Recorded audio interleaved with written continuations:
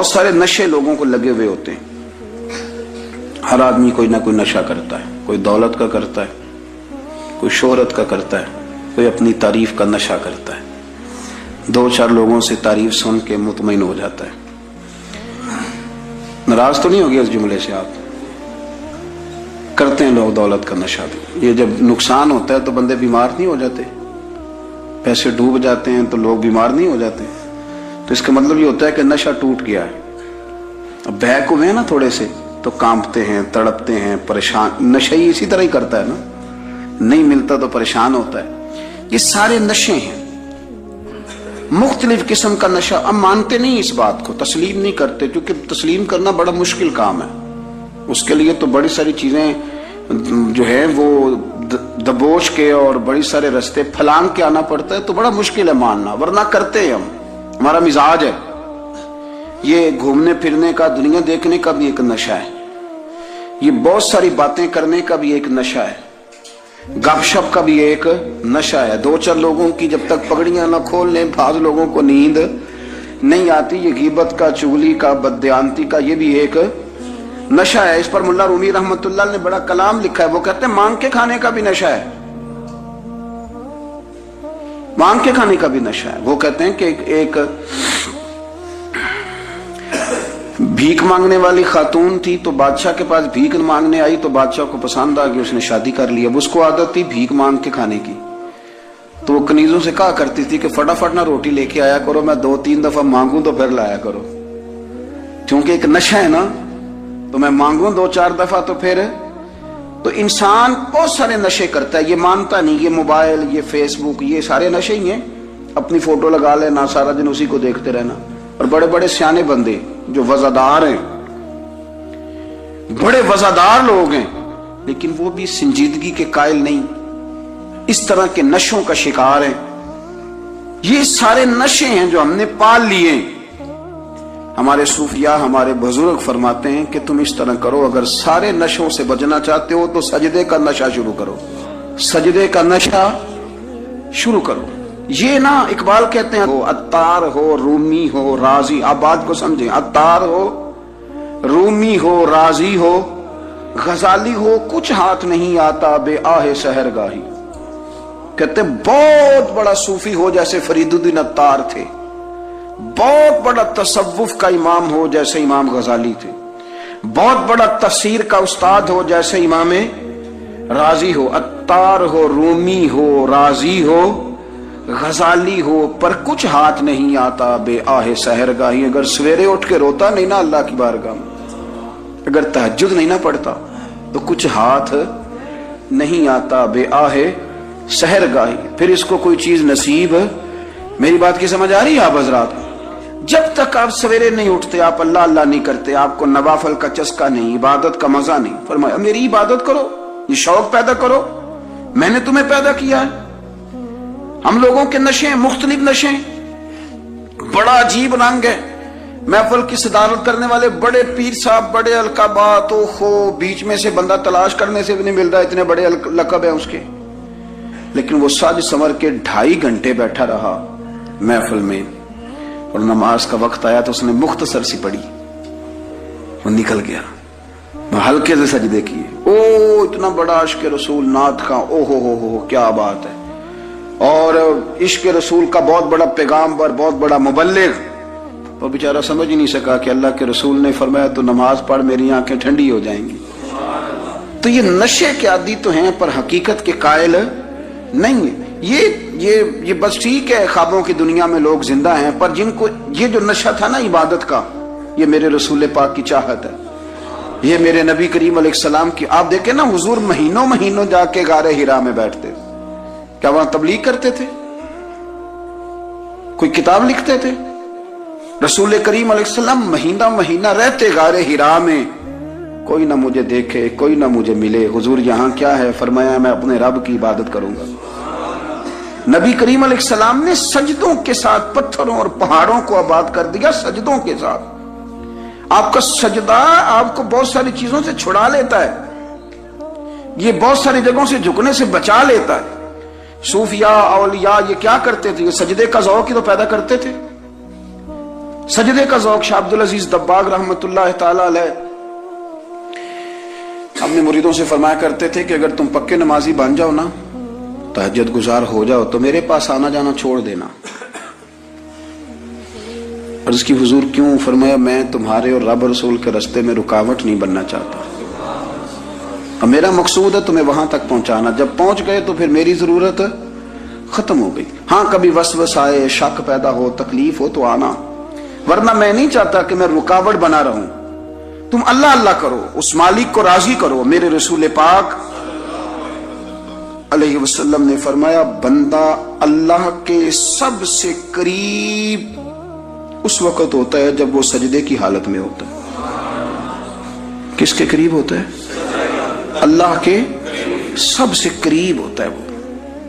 وہ بڑا نیڑے ہے رب کے، بڑا قریب ہے، اس لیے کہ وہ حالت سجدہ میں۔ وہ جب سجدے کرتا ہے نا، اس کی بارگاہ میں جب جھک جاتا ہے، آپ ذرا سجدے کی کیفیت دیکھیں نا، زبان بھی یہاں ہے، آنکھ بھی یہاں ہے، کان بھی، عقل بھی ساری، اس نے سارا کچھ رکھ دیا سجدے میں۔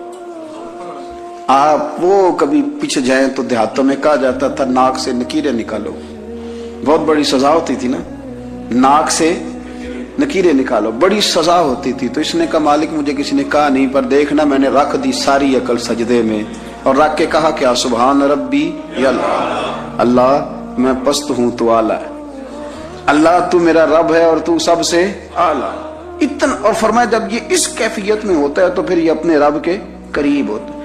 کثرت عبادت، نوافل۔ ہمارے ہاں عمرے کی قرآن اندازی محفلوں پہ ہونے لگ گئی ہے، حالانکہ حدیث سے ثابت نہیں۔ میں دوستوں سے کہتا ہوں جائز ہے، کرنی چاہیے، عمرے کی قرآن اندازی جائز ہے، پر کسی حدیث میں نہیں آئی کہ قرآن اندازی کرو عمرہ کرو۔ حدیث میں قرآن اندازی یہ آئی ہے کہ نبی پاک علیہ السلام نے فرمایا تمہیں پتہ چل جائے نا پہلی صف کا ثواب کتنا ہے، تم قرآن اندازی کرو۔ عمرے کی قرآن اندازی کا تو پوسٹر چھپتا ہے، تو یہ والی قرآن اندازی کب ہونی ہے؟ ہونی چاہیے کہ نہیں؟ حضور نے فرمایا تمہیں پتہ چلے کہ اس کا ثواب کتنا، تو تم قرآن اندازی کرو، تم قرآن ڈالو۔ جب آپ نماز پڑھ رہے ہوتے ہیں، جب آپ کا مصلی آباد ہوتا ہے، صلاح الدین ایوبی ایک بزرگ سے ملاقات ہو گئی، بیت المقدس پر قبضہ تھا عیسائیوں کا، تو صلاح الدین بڑے پریشان تھے۔ بابا جی کہنے لگے پتر کیا ہوا؟ کہنے لگے حضور پتہ چلا ہے دشمن کے 2 بحری بیڑے اسلحہ لے کے آ رہے ہیں، مسلمان پہلے ہی کمزور ہیں، اور اب اگر 2 بحری بیڑے اور آ گئے تو حضور مسئلہ بن جائے گا۔ تو میں پریشان ہوں کہ کس طرح یہ کم مسئلے والی ہماری فوج ہے کیسے مقابلہ کرے گی۔ تو بابا جی کہنے لگے پتر اس طرح کرنا، آج رات تو بھی دعا کرنا اور میں بھی کروں گا، تو بھی دعا کرنا، آپ ناراض نہ ہونا، ہم تو پیروں والے ہیں، ہم تو پیروں کے نوکر غلام ہیں، ہمارا تو گزارا ہی نہیں، ہمیں تو ملتا ہے سارا کچھ وہاں سے۔ پر میرا سوال یہ ہے کہ تعویذ لینے جاتے ہو نفل کیوں نہیں پڑھتے؟ رات اللہ اللہ کیوں نہیں کرتے؟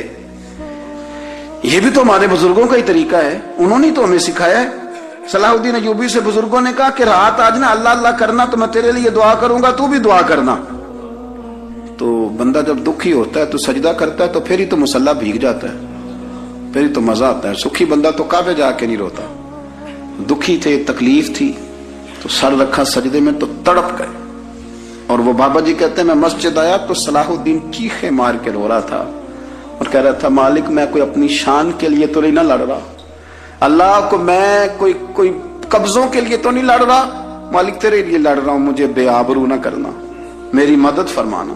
کہتے ہیں میں آیا تھا کہ مسجد میں دعا کروں گا، پر صلاح الدین ایوبی کو روتے دیکھا تو میں لوٹ گیا۔ تو سویرے صلاح الدین ملے تو بڑے خوش تھے۔ میں نے کہا پتر کیا ہوا؟ کہنے لگے حضور وہ بحری بیڑے 2 آ رہے تھے نا اسلحہ لے کے، دونوں ڈوب گئے پانی میں ڈوب گئے۔ تو بابا جی کہنے لگے صلاح الدین وہ پانی میں نہیں ڈوبے، وہ تیرے آنسوؤں میں ڈوب گئے، وہ غرق ہو گئے، وہ جو تو نے مصلی بات کیا تو وہ تیرے آنسوؤں میں ڈوب گئے، وہ غرق ہو گئے، وہ تمام اتنے قیمتی تھے تیرے آنسو کے بہا لے گئے دشمن کے بحری بیڑوں کو۔ میرے بھائی ٹھیک ہو گیا جی، میرے عزیز سمجھ لیں اس بات کو ہمیشہ کے لیے، اور اس پر غور کرنے اچھے طریقے سے کہ میرے رسول کریم سید عالم صلی اللہ علیہ وسلم نے نا ہماری توجہ دلائی، حضور نے ہمیں بتلایا، ہمارا ذوق بڑھایا عبادت کی طرف۔ ایک صحابی تھے حضرت ابو فاطمہ رضی اللہ تعالیٰ عنہ، یہ ترمذی شریف کی حدیث ہے۔ نبی پاک علیہ السلام نے فرمایا ابو فاطمہ قیامت کے دن مجھ سے جلدی ملنا چاہتے ہو کہ دیر کے ساتھ؟ تو کہنے لگے حضور کون ہوگا جو دیر سے ملنا چاہے گا، ہم نے تو جان دے دی وعدہ دیدار پر۔ اعلیٰ حضرت فرماتے ہیں جان دے دی وعدہ اور نقد اپنا دام ہو ہی جائے گا۔ مجھے لگتا ہے کہ یہ سودا نقد و نقد ہو جانا ہے، چونکہ ہم نے جان دے دی وعدہ دیدار پر۔ آپ نے وعدہ کیا تھا کہ مریں گے تو پھر زیارت ہوگی، تو مر گئے ہم زیارت کی خاطر۔ جان دے دی وعدہ دیدار پر، تو نقد اپنا دام ہو ہی جائے گا۔ اے رضا ہر کام کا ایک وقت ہے، دل کو بھی آرام ہو ہی جائے گا۔ تو حضرت ابو فاطمہ رضی اللہ تعالیٰ عنہ سے نبی پاک صلی اللہ علیہ وسلم نے فرمایا جلدی ملنا چاہتے ہو کہ دیر سے؟ عرض کی حضور فٹافٹ ملنا ہے، میں نے قیامت کے دن آپ سے جلدی ملنا ہے۔ تو نبی پاک علیہ السلام نے فرمایا پھر اس طرح کرنا، دنیا میں رہ کے سجدے زیادہ کرنا، پھر سجدے زیادہ کرنا، قیامت میں ملاقات جلدی ہو جائے گی، قرب ملے گا تمہیں۔ اپنے بچوں کے اندر دیکھیں نا، ہم شوق پیدا کرتے ہیں، ہمیں صحیح لفظ نہیں بولنے آتے پر ہم بچوں میں شوق پیدا کرتے ہیں کہ پتر ڈاکٹر بن جائے گا تو بڑا نفع کرے گا، تو لوگوں کی خدمت کرے گا، ملک و ملت کی خدمت کرے گا، تیرے ابا کا نام روشن ہوگا، تیرے دادا کی تعریفیں ہوں گی۔ ہم یہ ذوق پیدا کرتے ہیں۔ ہم اپنے نوجوانوں کے اندر یہ فکر پیدا کرتے ہیں، انہیں ہم سمجھاتے ہیں کہ میاں جب تم پڑھو گے، محنت کرو گے تو فلاں آدمی کی طرح تمہارا نام ہوگا۔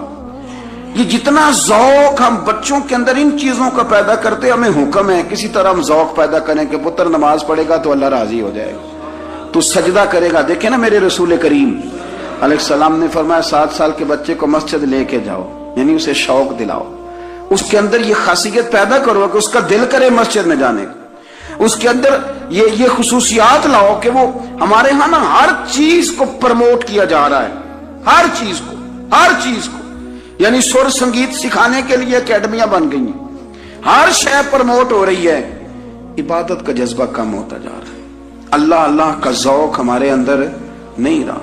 اور اتنا مشکل ہم نے اپنے لیے بنا لیا ہے کہ وہ بندہ جو بڑی زبردست مذہبی گفتگو کر رہا تھا اور تگڑی بات کر رہا تھا، کیا بات ہے، لیکن نماز کے بارے میں کمزوری دکھا جاتا ہے، نوافل کے بارے میں وہ چپکے سے نکل جاتا ہے۔ امام احمد بن حنبل رحمۃ اللہ تعالی علیہ، مسند امام احمد بن حنبل 14 جلدوں میں ہے مارکیٹ میں، اور مجھے تو خیر پسند ہی بڑی ہے، میں نے تو کئی دفعہ پڑھی ہے۔ اور کیا بات ہے امام احمد بن حنبل کی، کیسے تگڑے قسم کے محدث تھے، اور اللہ نے کتنا انہیں اعزاز عطا فرمایا ہوا تھا۔ یہ کوڑے بھی کھاتے تھے دین کی خاطر، سارا کرتا لہو سے بھر بھی جایا کرتا تھا، بڑا اعزاز والا شخص تھے، بڑے اعزاز والے۔ حدیثیں جمع کرنا، حدیثیں لکھنا، حدیث پڑھانا، سارا دن رہتے تھے۔ کہہ سکتے تھے کہ میں کر تو رہا ہوں کام، اور حدیث بھی موجود ہے کہ عالم عابد سے افضل ہوتا ہے، پر اس کے باوجود امام احمد بن حنبل رحمۃ اللہ علیہ 300 نفل فرض نمازوں کے علاوہ پڑھا کرتے تھے، 300 نوافل روز پڑھا کرتے تھے۔ ان کے بیٹے نے کہا ابا جی مکان خریدنا ہے تو وہ جگہ کہاں کر کے لوں، بہت ساری آبادیاں، تو فرمایا پتر وہاں لینا جہاں مسجد قریب ہو۔ میرے رسول کریم سید عالم صلی اللہ علیہ وسلم اتنا پسند کرتے مسجد کو، اتنا پسند کرتے نماز کو، کہ رسول کریم صلی اللہ علیہ وسلم تہجد کی نماز بھی پڑھتے، پھر حضور فجر کی نماز بھی پڑھتے، نبی پاک وتر کو الگ کر کے پڑھتے، عشاء کے ساتھ نہیں پڑھتے۔ یہ تو ہم اس لیے اجازت دی ہمارے بزرگوں نے کہ بعد میں اٹھے گا کون علیحدہ وتر پڑھنے کے لیے، عشاء کے ساتھ پڑھ لے۔ وتر پڑھتے، تہجد پڑھتے، فجر پڑھتے، اشراق پڑھتے، چاشت پڑھتے، پھر مغرب کی نماز کے بعد 6 رکعت اوابین پڑھتے، پھر رات کو صلاۃ اللیل پڑھتے۔ سیدہ عائشہ صدیقہ کہتی ہیں زمانہ سو جاتا اور میرے رسول مصلی بچھا کے کھڑے ہو جاتے۔ او یار کھیتی باڑی کر کے نہیں، محنت مزدوری کر کے نہیں، جناب عائشہ کہتی ہیں میں یہ بھی دیکھتی کہ حضور ایک آیت شروع کرتے تو ساری رات اسی کو پڑھتے، اور میری نظر جاتی تو قدم مبارک پہ ورم آ جاتا۔ یار نماز پڑھ کے، اتنی مشقت کر کے، اتنی جد و جہد کر کے ورم آ گیا، یا رسول اللہ اتنی محنت کیوں کرتے ہو؟ فرمایا افلا اکون عبدا شکورا، کیا میں اپنے رب کا شکر گزار بندہ نہ بنوں؟ صحابہ کا ذوق عبادتوں کا، ریاضتوں کا، تلاوتوں کا، طبیعت ہے ان کی، وہ ایک دوسرے کو، حضرت مولا علی شیر خدا کرم اللہ تعالیٰ وجہ الکریم کے زمانے میں روم کے بادشاہ نے کہا یار یہ مسلمانوں کا پتہ تو کرو، یہ آخر کیوں اتنے زیادہ مجاہد ہیں؟ اس زمانے میں جاسوس بھیجنے کا مزاج تھا، اب تو جاسوس پکڑا جاتا ہے، اب تو جاسوس اور جاسوسی کا شوق ویسے آج بھی ہے۔ عرض کروں تھوڑی سی بات اس عنوان سے، پتہ ہے کیا ہمارا مسئلہ ہے؟ ہم جہاں جاتے ہیں نا وہاں تھوڑی خوشبو سونگنے کی کوشش کرتے ہیں، وہ کیا ہے تو یہ کیا ہے تو ادھر کیا ہے تو تھوڑا سا ادھر کیا ہے۔ میرے رسول پاک پڑھیے درود شریف، سارے پڑھیے ذرا زور سے، صلی اللہ تعالی۔ نبی پاک علیہ السلام نے فرمایا جاسوسی نہ کرنا ورنہ تم بندوں کو خراب کر دو، اور فرمایا اس طرح نہ ہو کہ تم کسی کے آپ کھول نہ نکلو تو تمہارے پہلے کھول جائیں۔ یہ جو ذوق ہے نا یہ ختم کریں، چھوڑیں، مطلب آپ کس چکر میں پڑے ہوئے ہیں، اتنی زیادہ توجہ کرنے کی کیا ضرورت ہے؟ نے کام سے کام رکھیں، اس میں بندہ تھوڑا سا نا آسان رہتا ہے۔ یہ جو بہت زیادہ ٹٹولنے والے لوگ ہوتے ہیں نا وہ بےچارے پھر عمر ٹٹولتے ہی گزار دیتے ہیں، اس لیے کہ مزاج ہی بہت پکا ہے، بوری کا منہ کھول کے اندر تک ہاتھ ڈالنا، تو پھر کئی دفعہ سامنے سے پچھو بھی لڑ جاتا ہے، خرابی ہوتی ہے۔ تو جاسوسی کی جاتی تھی، اس نے بھی جاسوس بھیجے، کیونکہ قبیلوں کے لوگ تھے، کچھ مسلم کچھ کافر، پہچانے نہیں جاتے تھے لوگ، تو کچھ لوگ اس نے بھیجے، انہوں نے آ کے نا تحقیق کی، ریسرچ کری کہ آخر ماجرا کیا ہے، تو واپس جا کے انہوں نے رپورٹ دی نا روم کے بادشاہ کو۔ اس رپورٹ کا ایک جملہ بڑا شاندار ہے، وہ کہنے لگا بادشاہ ہمیں مسلمانوں کی کوئی سمجھ نہیں آئی، ہمیں کوئی سمجھ نہیں آئی۔ انہوں نے کہا کیوں نہیں سمجھ آئی؟ کہنے لگے یار عجیب بندے ہیں، جب رات مسلح پہ بیٹھتے ہیں تو یوں لگتا ہے ان کا دنیا سے رشتہ ہی کوئی نہیں، کوئی کسی کو نہیں جانتا، کوئی اپنے دکھ سنا کے رو رہا ہے، کوئی اپنی بات کر کے رو رہا ہے، لگتا ہے کہ ان کا کوئی رشتہ ہے ہی نہیں جب مسلح پہ بیٹھتے ہیں۔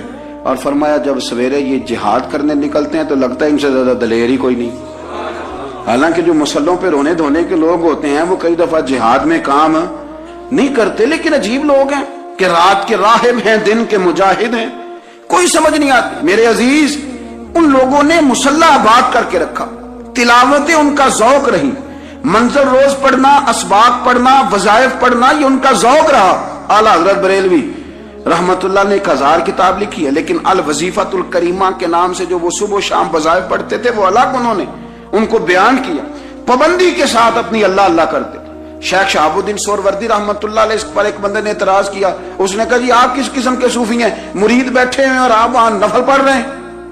یہ بھی بڑا مسئلہ ہوتا ہے نا، جو بندہ ملنے آتا ہے وہ اپنے ٹائم کے حساب سے آتا ہے، اور اس کا یہ بھی خیال ہوتا ہے کہ پیر صاحب جو ہیں وہ چونکہ درویش ہیں تو نہ انہیں روٹی کھانی چاہیے نہ سونا چاہیے، چونکہ وہ درویش ہیں، اور ہم چونکہ درویشوں کے ماننے والے ہیں لہذا ہمارا یہ طریقہ ہونا چاہیے کہ جیسے ہم کہیں درویش ویسے ہی کر جائے، حالانکہ جس کو آپ درویش کہیں گے آپ اس کی مانیں گے، آپ منوائیں گے نہیں، ہمارا مزاج ہوتا ہے۔ شیخ شہاب الدین پر لوگوں نے اعتراض کی، حضور لوگ ملنے آئے ہیں، زیارت کرنے آئے ہیں، بندے دعا کرانے آئے ہیں، اللہ اللہ کرانے آئے اور آپ نفل پڑھ رہے ہیں، کیا جملہ ہے، کیا حسن ہے، کیا خوبصورتی ہے۔ فرمانے لگے رب رسول سے مانگنے کے لیے مصلی بچھایا ہے، اگر وہاں سے مانگوں گا نہیں تو تمہیں دوں گا کیا؟ پہلے مجھے کچھ لے تو لینے دو، اگر میرے پلے کچھ ہے ہوگی تو آگے دوں گا نا، تو میں مانگنے گیا تھا کہ یا اللہ دے تیرے بندے لینے آئے ہیں، دے تو میں کچھ لوں گا تو آگے دوں گا نا، لیکن ہمارا یہ سٹیٹس، یہ مزاج، یہ شعور نہیں ہے۔ گپیں، کہانیاں، داستانیں، گفتگو، خطابت، واز، کیا بات، لیکن اگر کچھ کرنے کا کام ہو تو وہ نہیں ہم سے ہوتا۔ میرے نبی کریم علیہ الصلوۃ والسلام نے مصلی سے دل لگانے کا درس دیا، حضور نے توجہ دلائی، صحابہ اس ذوق کے حامل لوگ تھے، وہ کوشش کرتے تھے۔ جناب صدیق اکبر رضی اللہ تعالیٰ عنہ کا عبادت کا مزاج ہمیشہ قائم رہا۔ حضرت عمر فاروق ساری رات اللہ کے حضور کھڑے رہے۔ حضرت عثمان غنی رضی اللہ تعالیٰ عنہ عشاء کی نماز پڑھ کے 2 رکعتوں کی نیت باندھتے تھے، 15 سپارے پہلی رکعت میں پڑھ دیتے تھے اور 15 سپارے قرآن مجید کے دوسری رکعت میں پڑھ دیتے۔ آپ نے نا حضرت عمر فاروق کے وصال کے بعد ان کی ایک بیوہ سے نکاح کیا، حضرت عثمان غنی نے نکاح کیا۔ وہ خاتون آپ کے نکاح میں آئیں تو عرض کرنے لگی امیر المومنین میرے لیے یہ اعزاز تو بہت ہے کہ میں امیر المومنین کی بیوہ تھی تو امیر المومنین کی منکوحہ ہو گئی ہوں، لیکن حضور نہ تو میں جوان ہوں کہ میرے اندر رغبت ہوتی اور نہ میں اب اس قابل ہوں کہ کوئی خدمت کر سکوں، میرے ساتھ نکاح کی وجہ کیا بنی؟ تو عثمان غنی رو پڑے، فرمانے لگے میں نے عمر فاروق کو مسجد میں اپنے رب سے ڈرتے ہوئے دیکھا ہے، میں نے اسے روتے ہوئے دیکھا ہے، عدل کرتے دیکھا ہے، انصاف کرتے دیکھا ہے، امت کی خیر خواہی کرتے دیکھا ہے۔ تمہارے ساتھ نکاح اس لیے کیا ہے کہ تم مجھے یہ بتاؤ کہ عمر فاروق گھر کے اندر اپنے رب کو کیسے راضی کرتے تھے، گھر کے اندر کیسے راضی کرتے تھے، وہ طریقے بتلاؤ، تم بتاتی جانا اور میں بھی اسی طرح گھر میں عبادت کروں۔ میرے رسول کریم علیہ الصلوۃ والسلام نے ارشاد فرمایا، حضور فرمانے لگے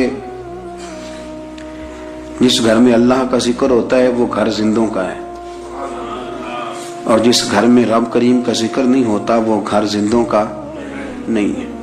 گھر نا ہم نا کتابوں میں پڑھتے ہیں کہ ایک بزرگ کہتے ہیں، حضرت فضیل بن عیاض کہتے ہیں کہ میں ایک گلی سے گزر رہا تھا تو گھر کے اندر سے کسی قاری صاحب نے قرآن کی آیت پڑھ دی، وَلِمَنْ خَافَ مَقَامَ رَبِّهِ جَنَّتَانِ، میں میرے کانوں سے ٹکرائی تو اللہ نے میری کایا ہی پلٹ دی، میں توبہ کر گیا۔ اب گھر کے اندر سے آواز آئے تو صحیح نہ تلاوت کی، پر اندر سے آواز آتی نہیں، یا ڈیک بجنے کی آواز آتی ہے، یا ٹی وی چلنے کی آواز آتی ہے، یا دھوم مچانے کی آواز آتی ہے۔ عبادت کا وہ جو خاص شوق تھا، وہ جو حسن تھا، وہ جو توانائی تھی، وہ جو بات تھی۔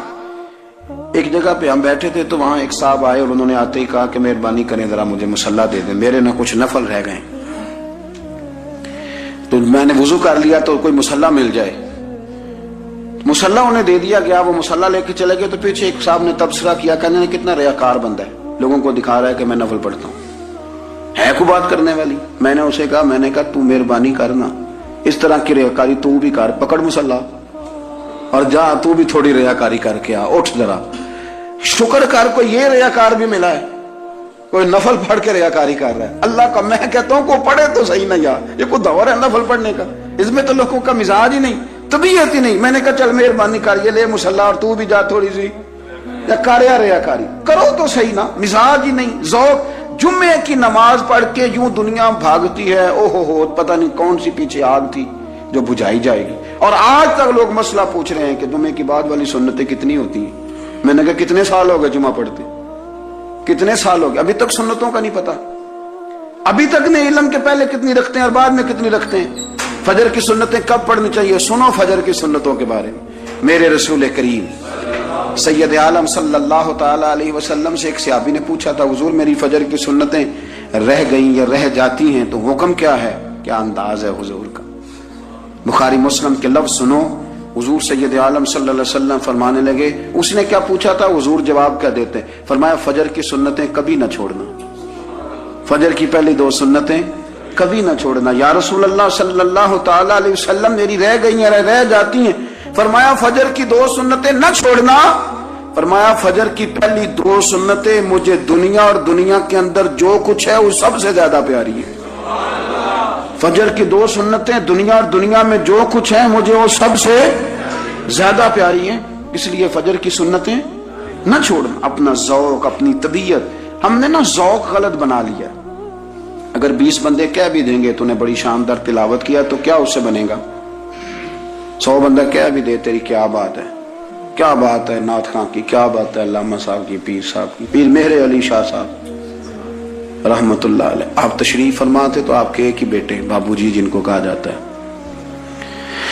جس دن صاحبزادے پیدا ہوئے تو خادم نہ وہاں سے نکلا، ان لوگوں کے شوق اور طرح کے تھے نا تو ان کی توجہ بھی اپنے شوق کی طرف رہتی، تو خادم نکلا اندر سے، پیر صاحب مبارک ہو، پیر صاحب مبارک ہو، پیر صاحب مبارک ہو، پیر صاحب مبارک ہو، شور کر رہے ہیں۔ تو پیر صاحب کو وجد ہو گیا، اللہ اکبر اللہ اکبر اللہ، او کیا ہوا، کس بات کی مبارک دے رہے ہو؟ عرض کی حضور اللہ نے بیٹا دیا ہے۔ تو آپ فرمانے لگے اچھا حضور آپ کیا ہوا، آپ تو پریشان ہو گئے۔ فرمانے لگے جب تو نے 3 دفعہ کہا نا مہر علی کو مبارک ہو تو میں سمجھا تھا شاید تجھے کسی نے بتا دیا ہے کہ مہر علی سے اللہ راضی ہو گیا، میں سمجھا تھا کہ شاید تو یہ خبر لے کے آیا ہے کہ کسی نے بتایا ہے کہ مجھے آج خبر ملی ہے کہ مہر علی سے رب اچھا پتر ہوا ہے، الحمدللہ اللہ کا شکر ہے، پر میرے لیے مبارک کا دن وہ ہوگا جب میرا رب کہے گا کہ میں مہر علی سے راضی ہوں، میرے محبوب کہیں گے کہ میں مہر علی سے۔ آپ بات کو سمجھیں، شوق ہی کسی اور طرف تھا، دل ہی کہیں اور لگا ہوا تھا، طبیعت ہی کہیں اور مائل تھی۔ کوئی وظیفہ پوچھتے تھے تو پڑھتے تھے وہ لوگ، کچھ اللہ اللہ انہیں بتائی جاتی تھی تو کرنے کا ذوق رکھتے تھے، طبیعت تھی، قائل تھے، حضرت ربی کہتے ہیں میں بڑی دور سے سفر کر کے گیا حضرت اویس کرنی سے ملنے، بڑی دور سے، اور جب میں پہنچا تو فجر کا وقت تھا، تو حضرت اویس کرنی کو میں نے پا لیا، تو وہ نماز پڑھ کے نا قرآن شریف لے کے بیٹھ گئے۔ فرماتے ہیں اشراق چاشت کا وقت ہوا تو نفلوں کی نیت باندھ لی۔ محدث ابن الجوزی نے لکھا ہے، فرماتے ہیں پھر جب زوال کا وقت ہوا تو مسجد میں جھاڑو دینے لگ گئے، زور کی نماز پڑھ کے تو عصر کی تیاری تک وہ مسجد میں بیٹھے رہے، اور میرے نبی پاک علیہ السلام نے فرمایا جو نماز کے انتظار میں بیٹھا ہو وہ نماز ہی میں ہے، وہ نماز ہی میں ہے۔ فرمایا میری دنیا، میری امت کی جو رہبانیت ہے نا وہ اتنی ہے کہ نماز کا انتظار کرے، اذان کے بعد نماز کا یہ راہب ہے، یہ اس وقت چھوڑ کے بیٹھے ہیں سارا کچھ۔ فرماتے ہیں عصر تک انہوں نے اللہ اللہ کی، پھر مغرب تک کی، عشاء کی نماز ہوئی تو نماز پڑھی تو وہ تھک گئے، اب مجھے وہ فارغ ہوں مصلی چھوڑے تو میں ملاقات کروں نا، کہ آپ حیران نہ ہو کہ اتنی دیر بندہ کیسے اللہ اللہ کر، ہم نے کی نہیں نا اس لیے ہم پریشان ہیں، جو عادی ہوتے ہیں وہ کر بھی لیتے ہیں، وہ یہ کام، میری بات کی سمجھ آ رہی ہے؟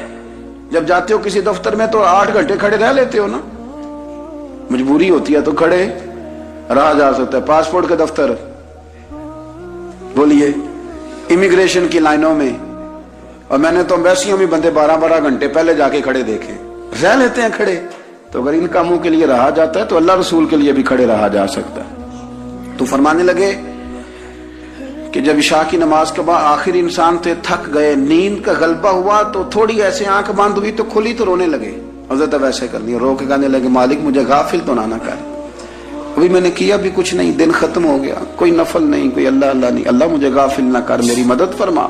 فرماتے ہیں جب وہ روئے تو میرے ساتھ جو شخص تھا میں نے کہا اٹھو چلیں، کہنے لگا حضور ملنا نہیں، فرمایا جو میں لینے آیا تھا وہ مجھے مل گیا، جو میں ان سے سیکھنے آیا تھا وہ مجھے نصیب ہو گیا، اب اور میں نے کیا لینا، ختم ہو گئی بات، اٹھو چلیں۔ اللہ کے بندوں نے حضرت ربیہ بن کعب اسلمی رضی اللہ تعالیٰ عنہ فرماتے ہیں، کہتے ہیں جب بنو قریظہ اور بنو نذیر یہودیوں کے ساتھ حضور علیہ السلام نے جنگ کا اعلان فرمایا تو وہ دشمن ہو گئے، ہمیں خطرہ تھا کہ وہ رات کو کہیں محبوب کو تکلیف نہ دیں، تو کچھ لوگ نا تلواریں لے کے نبی پاک کے دروازے پہ پہرے داری کرتے تھے۔ گن مین رکھنا حرام نہیں، اگر کسی کو واقعی خطرہ ہو تو اس کے لیے سنت بھی ہے۔ حضرت علی المرتضیٰ تلوار لے کے حضور کے گھر کا پہرا دیتے تھے۔ حضرت ربیہ بن کعب اسلمی رضی اللہ تعالیٰ عنہ فرماتے ہیں کہ رات میری ڈیوٹی تھی کہ میں حضور کے گھر کا پہرا دوں گا، تو فرماتے ہیں میں باہر سن رہا تھا، ساری رات ہی میرے نبی پاک نے اللہ کی تسبیح پڑھی، ساری رات، کبھی تسبیح، کبھی تحلیل، کبھی تحمید، کبھی تکبیر، ساری رات۔ فرماتے ہیں ساری رات حضور پڑھتے رہے اور ساری رات ہی میں سنتا رہا، مجھے اونگ آ گئی، میری آنکھ لگ گئی، حضور ابھی پڑھ رہے تھے، میں تھک کے سو گیا، اور فرماتے ہیں جب میری آنکھ دوبارہ سے کھلی تو میرے کانوں میں پھر کوئی چیز گونجی تو میں نے کان لگایا تو میرے حبیب ابھی بھی اللہ کو یاد کر رہے، ساری رات حضور رب کی عبادت کرتے، اسی لیے تو کہا یا ایھا المزمل قم اللیل الا قلیلا، حبیب ساری رات تو نہ جاگا کر، تھوڑا آرام بھی کر لیے گا۔ میرے بھائی اپنا مصلی، اپنی عبادات، اپنے وظائف، اللہ اللہ جو آپ نے کسی سے سیکھی ہے اس کو کبھی کمزور نہ ہونے دیں۔ شجرہ شریف جو کسی بزرگ سے آپ لے لیتے ہیں تو کیا رسم ہے کوئی؟ اس پہ کچھ لکھا ہوتا ہے، وہ پڑھنے کے لیے دیا جاتا ہے، اس پہ لکھا ہوتا ہے کہ یہ اللہ اللہ آپ نے کرنی ہے۔ ساری زندگی کسی اسکول میں داخل ہو گئے اور وہاں جا کے آپ نصاب ہی نہ پڑھیں، کتاب ہی نہ کھولیں تو پاس ہو جائیں گے؟ وہ کہتے ہیں میں 20 سال جاتا رہا ملا کچھ نہیں، تو آپ نے لیا کیا ہے؟ ایک اتنی سی کتاب تھی، اس کو تو کھول کے آپ دیکھ نہیں سکے، اس کے وظائف تک تو رسائی نہ ہوئی، اس لیے کہ اللہ اللہ کرنا مشکل ہے اور تصویر کھچانا یہ آسان کام ہے۔ تو جو آسان ہے اس طرف ہماری توجہ لگی رہتی ہے اور جو مشکل ہے اس طرف ہم ذوق پیدا نہیں کرتے۔ یا ایھا الناس اعبدوا ربکم الذی خلقکم والذین من قبلکم لعلکم تتقون، اے لوگو اس رب کی عبادت کرو جس نے تمہیں پیدا کیا اور تم سے پہلوں کو پیدا کیا، اس لیے عبادت کرو کہ تم پرہیزگار ہو جاؤ گے۔ مالک سمجھنے کی توفیق عطا فرمائے۔